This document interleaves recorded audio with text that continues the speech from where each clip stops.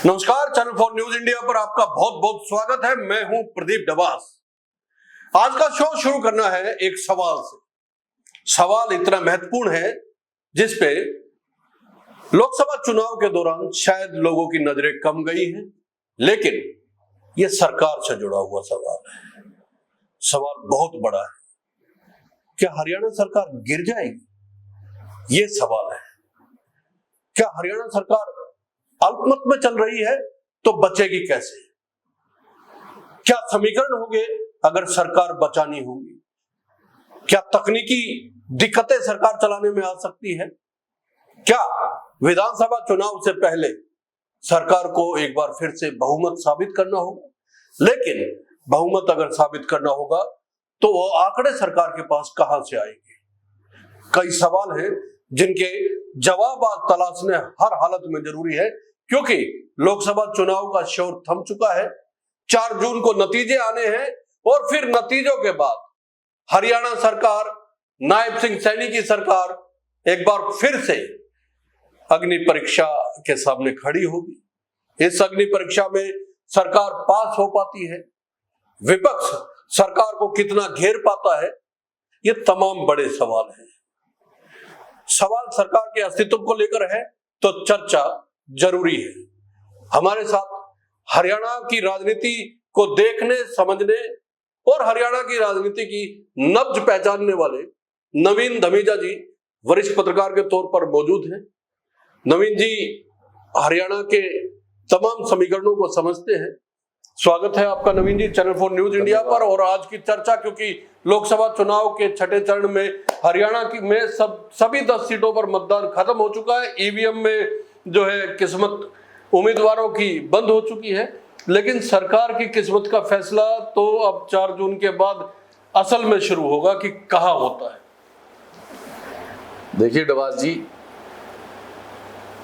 लोकसभा चुनावों के बाद जहां पूरे 10 लोकसभा सीटों से चुनाव लड़ रहे उम्मीदवारों का भविष्य पेटियों में कैद हो गया, ईवीएम में कैद हो गया है, वहीं हरियाणा सरकार के लिए अब वो समय आ गया है जब वो तय हो कि सरकार गिरेगी या सरकार चलेगी। जी, ये देखिए, हरियाणा सरकार के लिए दिक्कतें तो तभी शुरू हो गई थी जब 12 मार्च को तत्कालीन मुख्यमंत्री मनोहर लाल जी ने अपना इस्तीफा दिया था। जी, उनको बदला गया था। नायब सिंह सैनी हरियाणा के मुख्यमंत्री बने थे। जी, उसी दिन 12 मार्च को ही आप देखो, हरियाणा के मंत्री, गृह मंत्री रहे अनिल विज नाराज होकर के चले गए थे। मैं अपने दर्शकों को एक छोटी सी आंकड़ा और बता देना चाहता हूं शो के शुरुआत में ही कि आज हम ये शो किस वजह से कर रहे हैं, क्यों कर रहे हैं। देखिए, जब 12 मार्च का नवीन जी ने नाम लिया, 12 मार्च को जो है सरकार बदल गई। नए मुख्यमंत्री नायब सिंह सैनी के तौर पर सामने आए। पुराने मुख्यमंत्री मनोहर लाल खट्टर ने इस्तीफा दिया।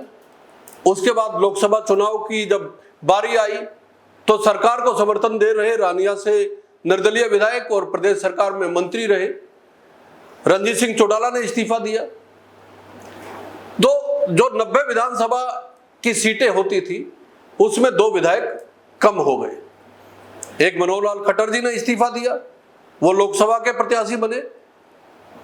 एक रणजीत सिंह चौटाला ने इस्तीफा दिया। उसके बाद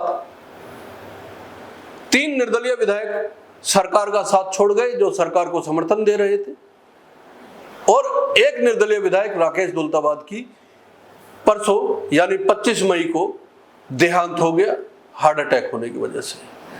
अब जो है 87 सीटों की विधानसभा रह गई है, 87 विधायकों की विधानसभा रह गई है, और इसमें बहुमत का आंकड़ा 44 का बनता है। और इस 44 में से जो सरकार के अपने विधायक हैं और जो समर्थन कर रहे हैं, एक नैनपाल राउत निर्दलीय और एक गोपाल कांडा अपनी पार्टी से, तो 42 विधायक सरकार के पास है। नवीन जी, देखिए, मैं बता रहा था कि सरकार के लिए दिक्कतें तो उसी दिन शुरू हो गई थी जी, जिस दिन पूर्व मुख्यमंत्री मनोहर लाल ने इस्तीफा दिया और नायब सिंह सैनी मुख्यमंत्री बने। उनकी अपनी पार्टी के गृह मंत्री रहे अनिल विज नाराज होकर के चंडीगढ़ से चले गए। नाराज नहीं हुए। जब नायब सिंह सैनी को शपथ दिलवाने की बात आई हुई तो उन्होंने यहां तक कह दिया कि मैं इस पाप का भागीदार नहीं बनूंगा। पाप का भागीदार नहीं बनूंगा। उन्होंने मंत्री बनने से मना कर दिया और यही नहीं, मंत्रिमंडल समारोह में भी शामिल नहीं हुए वो। बाद में पूर्व मुख्यमंत्री मनोहर लाल जी को मनाने के लिए उनके घर जाना पड़ा। मुख्यमंत्री नायब सिंह सैनी खुद उनको मनाने उनके निवास पर गए। दोनों मुख्यमंत्री उनके घर गए उनको मनाने के लिए। हालात ये पैदा हो गए। ठीक है, सरकार चली। उसके तुरंत बाद लोकसभा उम्मीदवारों की घोषणा हुई। मनोहर लाल को करनाल से उम्मीदवार घोषित किया गया। रंजीत चौटाला को हिसार से टिकट दे दी गई और उन दोनों ने इस्तीफा दे दिया। अब देखो, 2 विधायक भारतीय जनता पार्टी के कम हो गए, दोनों ने इस्तीफा दिया। सदन में 88 विधायक हो गए। 88 में से अगर 2 विधायक कम हुए, दोनों भारतीय जनता पार्टी के विधायक थे। वो एक समर्थन कर रहे थे। वो हरियाणा में मंत्री रहे रंजीत चौटाला, और मनोहर लाल भारतीय जनता पार्टी के मुख्यमंत्री रहे, विधायक रहे। 88 विधायक हो गए। और उसके बाद जब ये दौर चला रूठने मनाने का, इन्होंने जजपा से समर्थन वापस ले लिया। जजपा से समर्थन वापस लेने के तुरंत बाद निर्दलीय विधायकों ने, पहले तो इन लोगों ने 13 तारीख को इन लोगों ने अपना बहुमत साबित किया सदन में। उस वक्त निर्दलीय विधायकों को ये लग रहा था कि अब सरकार का गठन होना है, नया मंत्रिमंडल बनना है, तो तुम लोगों का नंबर लगेगा मंत्रिमंडल में। उन निर्दलीय विधायकों ने, सभी 6 निर्दलीय विधायकों ने सरकार का समर्थन किया। भारतीय जनता पार्टी की सरकार बहुमत से सदन में दोबारा बनी। लेकिन कुछ दिनों बाद जब मंत्रिमंडल बना तो किसी निर्दलीय विधायक को शामिल नहीं किया गया, रंजीत चौटाला के अलावा। तो इसी वजह से 3 लोकसभा चुनावों के दौरान 3 विधायक जो हैं जब सरकार को टाटा बाय बाय। थोड़े दिन बाद जब इन्होंने जजपा से समर्थन वापस लिया और उसके कुछ दिन बाद जब इनकी आपस में कानाफूसी शुरू हुई और इन्होंने माहौल बदलता हुआ देखा चुनावों में, इनको लगा कि माहौल भी बदल रहा है और तुम्हारे को मंत्री पद भी नहीं मिला, तुम्हारे हाथ कुछ नहीं लगा। 3 निर्दलीय विधायकों ने भी पलटी मारी। उन्होंने पलटी मारी और कांग्रेस को अपना समर्थन दे दिया। हरियाणा में चुनावी गतिविधि के दौरान एकदम हलचल पैदा हो गई, गर्माहट हो गई कि हरियाणा सरकार तो अल्पमत में आ गई।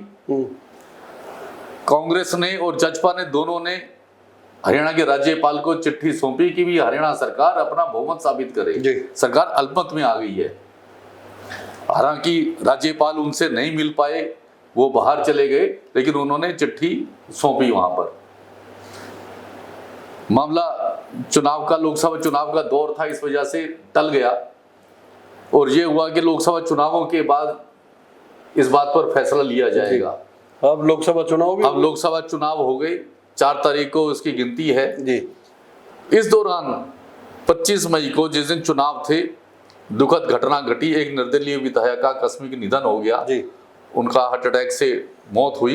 बादशाहपुर से विधायक रहे राकेश दौलताबाद। वो भी भारतीय जनता पार्टी को समर्थन दे रहे थे। तो एक वोट इनका और कम हो गया। अब वो समय आ गया, दोबारा से विपक्ष एकजुट होने लगा है कि क्या वो समय आ रहा है दोबारा इनको समर्थन ये लोग जुटा पाएंगे, क्या लोग अपना दोबारा से बहुमत साबित कर पाएंगे 4 तारीख के बाद। अब इस बात को लेकर सरगर्मी चालू हो गई। अभी आंकड़े क्या कहते हैं सरकार के और विपक्ष के? देखिए, आप सरकार और विपक्ष के आंकड़े देखें तो अब सदन में 87 विधायकों का सदन है। 90 विधायक हैं हरियाणा में। 90 में से मनोहर लाल खट्टर और रंजीत चौटाला, 2 ने पहले इस्तीफा दे दिया, एक की मौत हो गई। एक का देहांत हो गया। तो 87 विधायक रह गए। 44 विधायक चाहिए इनको बहुमत साबित करने के लिए। 44 में से आप देखो 41 विधायक भारतीय जनता पार्टी के पास थे, जिनमें से 2 ने इस्तीफा दिया। 38 रह गए। एक मनोहर लाल ने इस्तीफा दिया, 40 रह गए। एक मनोहर लाल ने दिया, 40 रह गए। एक गोपाल कांडा हो गया। एक निर्दलीय विधायक नैनपाल रावत हो गया। 42 ये हो गए। अब इनके पास 42 विधायक मौजूदा इनके पास हैं। 42 विधायक इनके पास, जबकि 44 इनको चाहिए बहुमत साबित करने के। और विपक्ष के पास आप देखें, कांग्रेस के पास 30 विधायक हैं। 10 जजपा के हैं जी, 40 हो गए, एक इनेलो का है 41 हो गए 41 हो गए, और 3 निर्दलीय विधायक उनके साथ हैं जी, जिन्होंने समर्थन दिया, 44 हो गए। 44 उनके पास है और 42 इनके पास है, यानी विपक्ष के पास बहुमत है। बहुमत विपक्ष अगर के वो पास इकट्ठे है। हो जाते हैं तो उनके पास बहुमत बनता है। लेकिन इसमें एक टेक्निकल दिक्कत यह भी है कि जननायक जनता पार्टी ने अपने 2 विधायकों की सदस्यता रद्द करने के लिए विधानसभा अध्यक्ष को याचिका या पत्र लिखा हुआ है। अगर उन दोनों की विधायकी चली जाती है तो फिर क्या समीकरण बनेंगे? देखिए, जजपा ने अपने 2 विधायकों के खिलाफ, ये बात बिल्कुल सही है जी कि उनकी सदस्यता रद्द करने के लिए स्पीकर को उन्होंने पत्र सौंपा है। जी।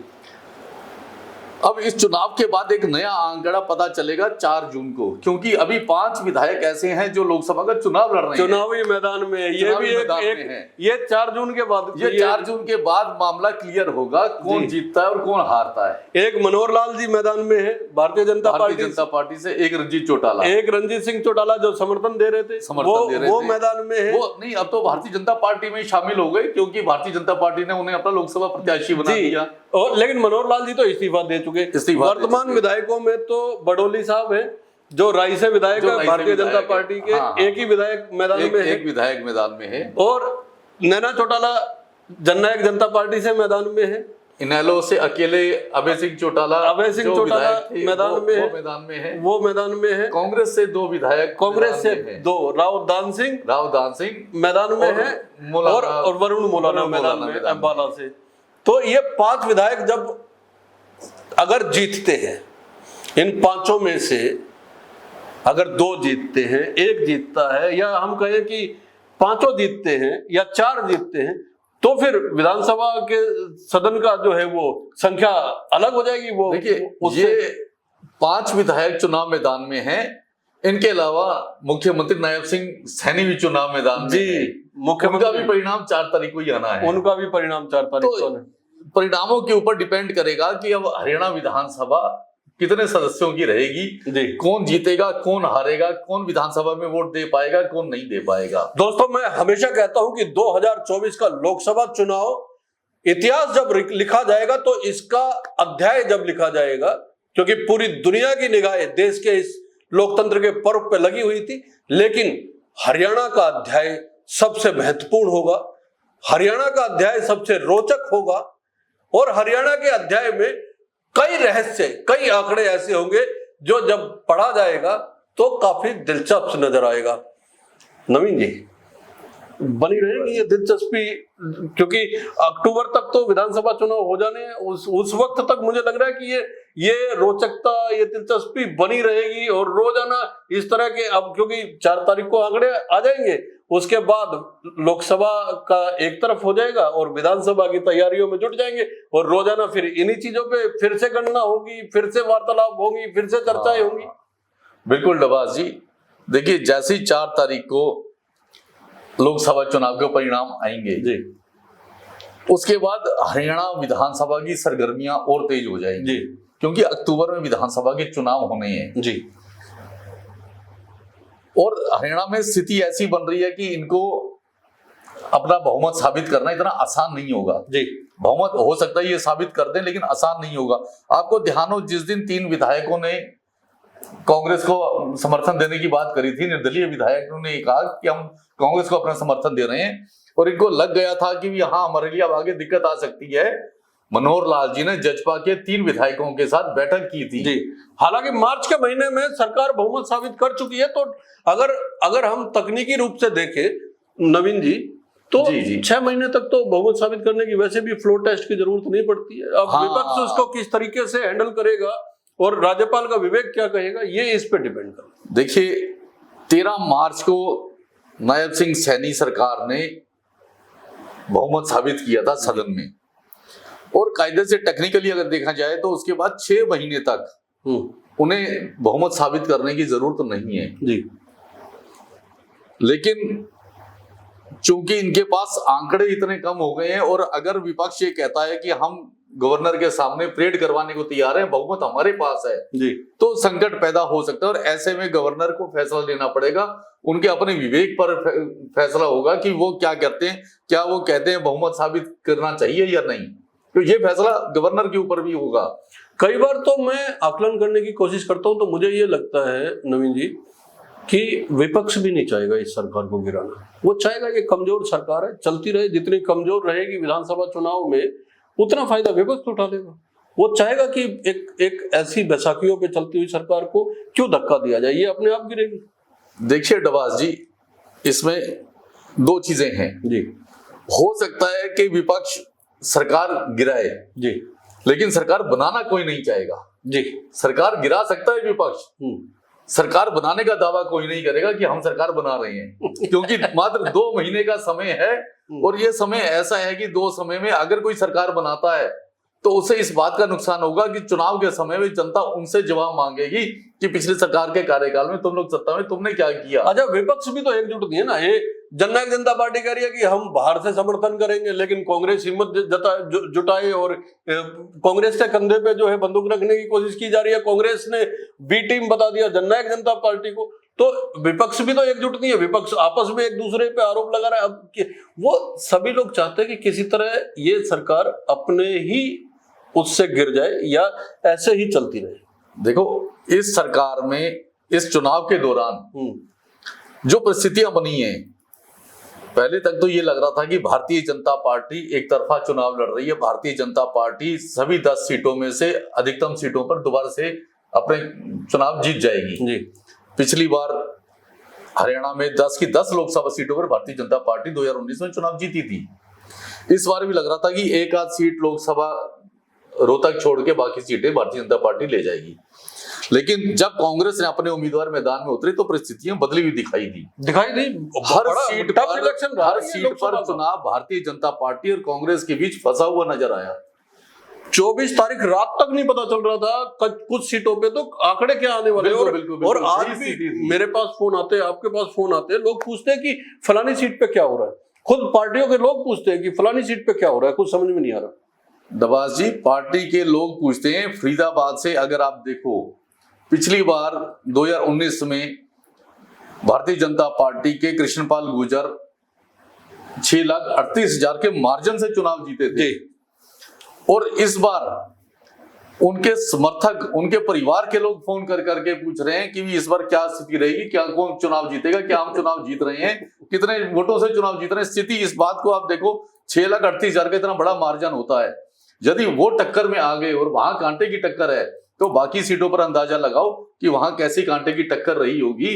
दूसरी देश की बड़ी जीत करनाल से संजय भाटिया ने हासिल की थी 6.5 लाख वोट की। और आज लोग मुझसे पूछ रहे हैं, आपसे पूछ रहे हैं कि करनाल में क्या होने जा रहा है। करनाल में टफ फाइट बताया जा रहा है कि करनाल में अगर जीत भी गए तो मार्जिन पहले वाला तो कम से कम नहीं रहेगा, बहुत बड़ा मार्जिन नहीं रहेगा।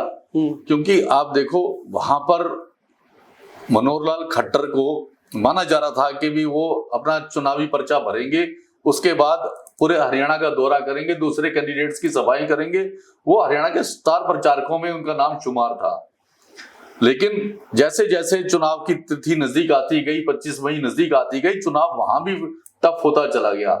इसीलिए उनके चुनाव में केंद्र के स्टार प्रचारकों को बुलाना पड़ा। वहां पर जेपी नड्डा, अमित शाह, राजनाथ सिंह जैसे बड़े नेताओं को उनके चुनाव प्रचार में आना पड़ा। जैसे जैसे चुनाव फंसा हुआ दिखा, उसके बाद 4 तारीख को सरकार फंसी हुई दिख रही है। अब चुनाव, वही हरियाणा विधानसभा की अगर हम बात करते हैं तो सरकार के लिए परिस्थितियां बड़ी मुश्किल हालात में पैदा हो गई है सरकार के लिए। लेकिन वही बात है कि विपक्ष में कोई सरकार दूसरी पार्टी बनाना नहीं चाहती। कांग्रेस के पास सबसे ज्यादा विधायक हैं 30, लेकिन कांग्रेस भी सरकार गिराना चाहती है इनकी भारतीय जनता पार्टी की, लेकिन खुद बनाना नहीं चाहती। क्यों? उन्हें भी पता है अगर सरकार बनाएंगे तो आगे उनको चुनाव में मुश्किल आ सकती है। वो चाहते हैं कि ये सरकार गिरे, राष्ट्रपति शासन लागू हो और चुनाव पहले हो जाए अक्टूबर की बजाय। क्योंकि आज जो माहौल है, कांग्रेस का अंडर करंट चल रहा था।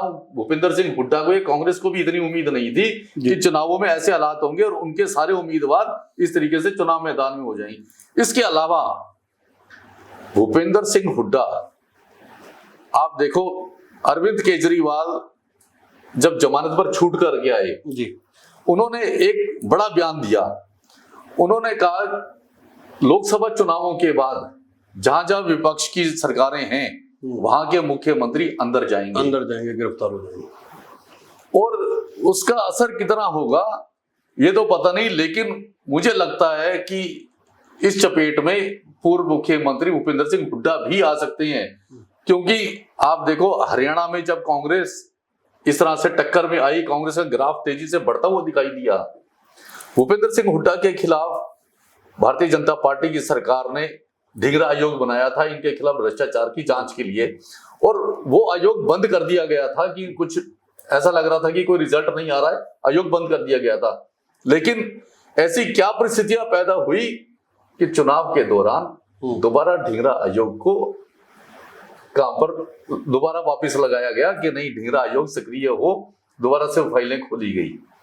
तो ये इस बात के संकेत दे रहे हैं हो सकता है भूपेंद्र सिंह हुड्डा के लिए मुश्किलें पैदा हों और सरकार को लगे, भारतीय जनता पार्टी को लगे कि भी विधानसभा में हमारी दिक्कत आ सकती है, तो भूपेंद्र सिंह हुड्डा को भी जेल जाना पड़ सकता है। अगर वो जेल चले गए फिर स्थितियां बदलेंगी, फिर परिस्थितियां बदलेंगी, फिर मामला बदलेगा जी।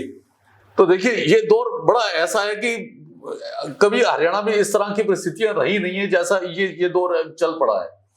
दोस्तों ये दौर ऐसा है कि कभी हरियाणा में इस तरह की परिस्थितियां रही नहीं है।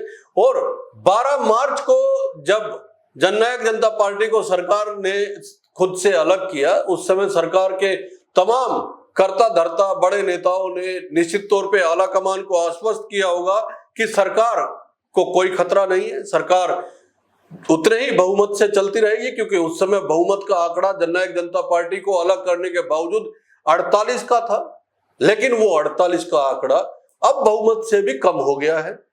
ये शायद भारतीय जनता पार्टी के नेताओं को उम्मीद नहीं थी। उनको यह उम्मीद थी कि 2019 का जो परिणाम था लोकसभा चुनाव में उसको रिपीट करेंगे और सरकार अक्टूबर तक निश्चित तौर पे चलती रहेगी। लेकिन बीच चुनाव में 3 निर्दलीय साथ छोड़ गए और उसके बाद एक निर्दलीय विधायक जो सरकार का साथ दे रहे थे उनका देहांत हो गया। अब सरकार के लिए सरकार बचाने का बड़ा सवाल खड़ा हो गया है। हरियाणा की सरकार बची रहेगी या गिर जाएगी? आप अपनी टिप्पणी जरूर कीजिएगा। आपकी टिप्पणियों का हमें हमेशा इंतजार रहता है। आपके कमेंट्स से हमारी भी राय बनती है। और अगर ये चर्चा आपको अच्छी लगी है तो लाइक कीजिए और चर्चा को शेयर करना ना भूलिएगा, क्योंकि आज ये महत्वपूर्ण सवाल उठाया गया है और नवीन जी ने बड़े तरीके से और विश्लेषण के साथ समझाया है कि क्या हो सकता है। कमेंट कीजिए, शेयर कीजिए, लाइक कीजिए और चैनल को सब्सक्राइब करना ना भूलें। बहुत बहुत धन्यवाद। नमस्कार।